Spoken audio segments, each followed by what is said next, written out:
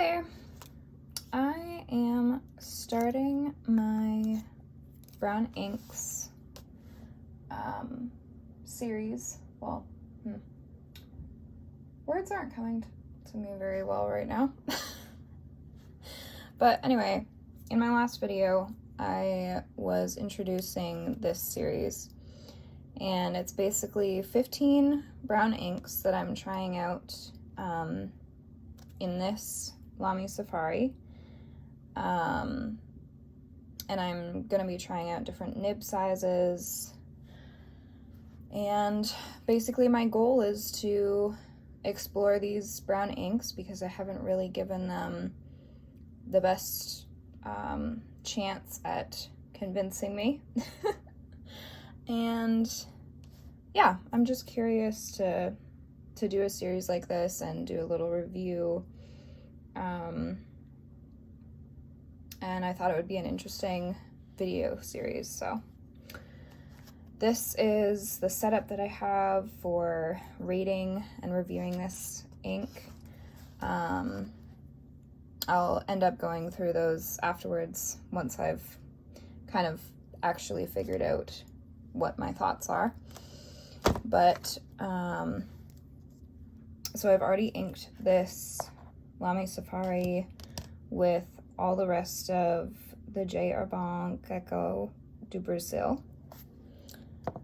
Cacao Du Bresil. I think that's, I kind of, oh boy. I'm struggling today. Okay, so currently I have a medium nib on this, but I'm going to test out a bunch of different nibs and we'll go through the lineup together.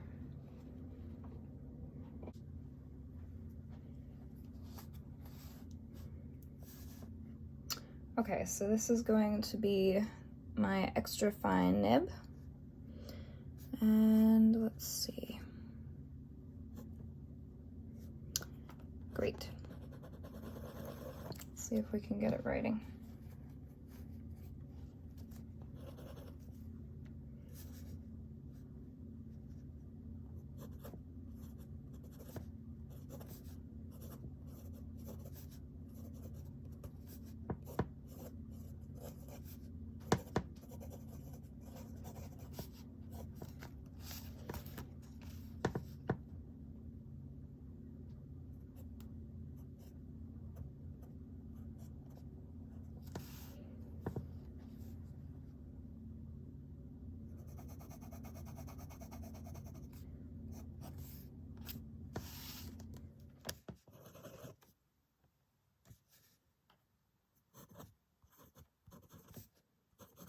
I think I like this fine nib better.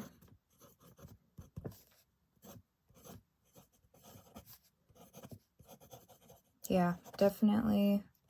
So far, I'm enjoying the fine nib better than the extra fine.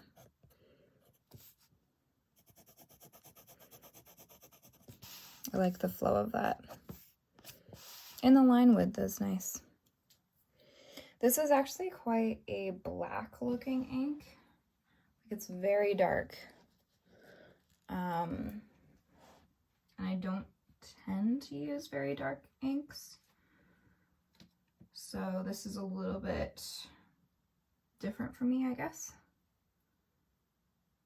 Not necessarily out of my comfort zone, but it's not what I'd normally gravitate towards, I guess. Okay, now we've got a medium nib, which is what I had been using up here. Flow is great.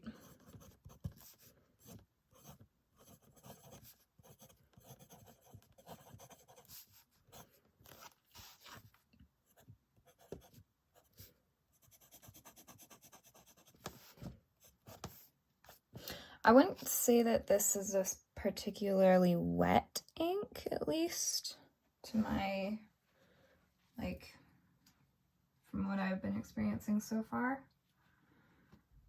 What do we have next? I think a broad nib. Okay, here's the broad nib. that looks an awful lot like a Z. It is supposed to be an L. I do like the broad nib as far as how it feels. But I feel like that nib size, I don't know. I'm not sure if I like that line width or not. Okay, we've got one more. Here is the Lamy Safari 1.1 stub.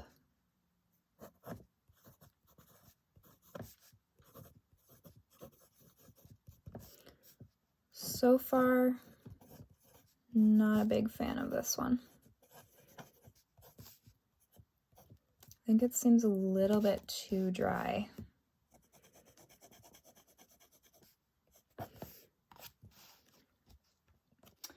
Here's a better look for you as to what each nib looks like, how it writes.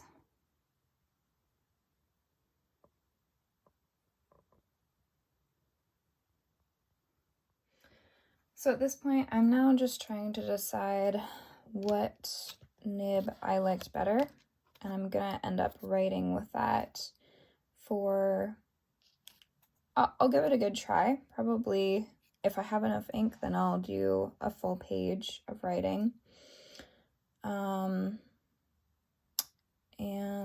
yeah, I'm honestly a little bit stumped.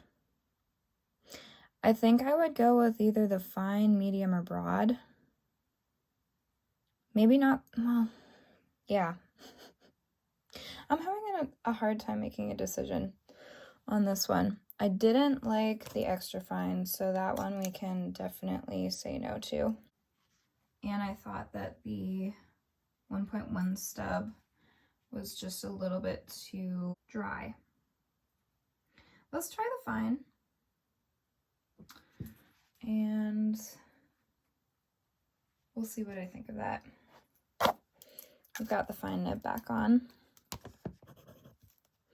So I would say no to this, yes to this, yes to this, possibly yes to this, and no to this. We'll do that. That's my little rating system there. Okay, so yeah, now I'm gonna do either some journaling or some copy work with this, and I'll be back to give my final thoughts.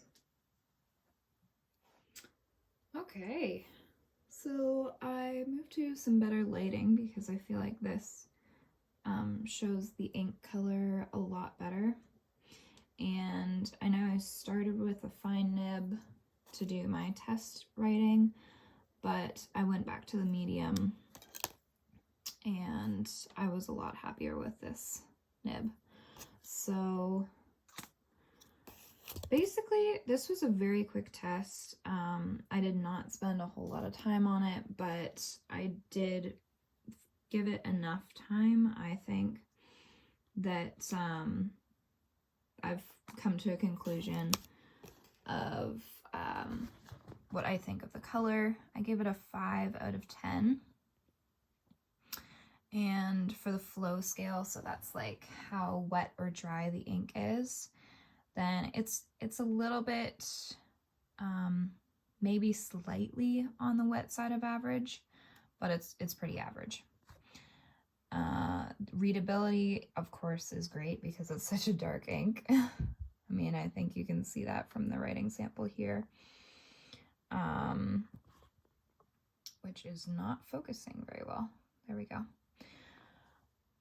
So I gave that a 10 out of 10 because can you get any better? No, you can't. I added a heart to the Lamy Safari medium nib because that's the one I ended up using mostly. Here's an ink swatch, which is actually kind of pretty. I do kind of like that color. But yeah, it's just not an ink that I would be super likely to come back to or to want to buy a bottle of.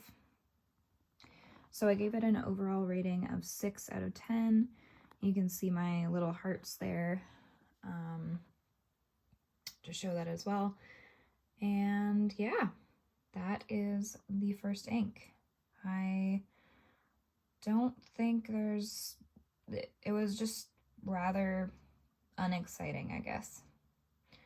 So that's my conclusion for this Herbin Cacao Du Bresil. Before I go, there is one more thing that I wanted to make note of that I didn't write down in my review, but I definitely noticed this through all of my writing with this pen and ink combination, and that is that this pen and ink combo it actually worked really well together in that the flow of the ink never dried up. It was always very consistent, and I think you can see from these writing samples that there was never a time that I needed to prime the nib, or prime the feed, I mean, and it just always worked really well, that part was great. I did enjoy that part of the writing experience. So I did use up the entire ink sample that I had left. So now I'm ready for a new ink, and let's see which of these it ends up being. I'm not sure yet.